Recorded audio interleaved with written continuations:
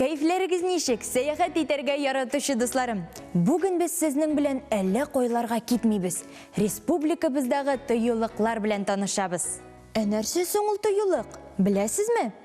Түйіліқларда фойдалы қозылмалар шығару, пішен шобу, күті үрту, болық тұту, урман кесу, оғылы химикатлар қолану, түзу үшлерін олып бару түйіла. Түйіліқлар үсімліклер һәм хайуаннар дүниясын табиғи рәвіште сақлау үшін бұлдырыла. Татарстанда исә бір табиғи түйіліқ һәм бір милли парк орнашқан. Милли паркларда кішілер ял ите алалар, табиғи түйіліқларға кіру түйіла. Түйіліқ сөзіннен үк аңлашыла менімше. Түйіла. Көп сөйлешіп тұрмық достар, саяхатыбызны башлайық. Иділ Кама түйілігін тулысынша қарап шығысығыз келсе, шақты уақыт керек болашақ. Шүнкі ол бек зор территорияны алып тұра.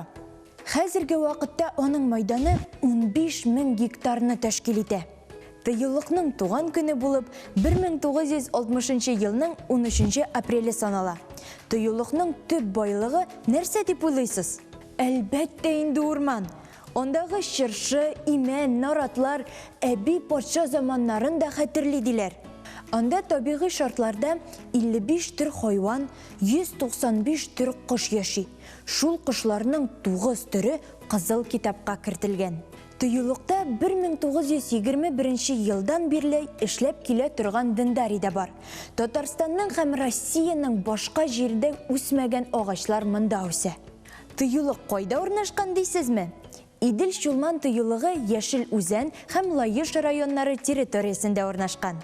Түбән Кама милли паркының табиғатын, именнәрін, шишмәләрін рәссам Иван Шишкин да үзінің картиналарында тәсвирлаған.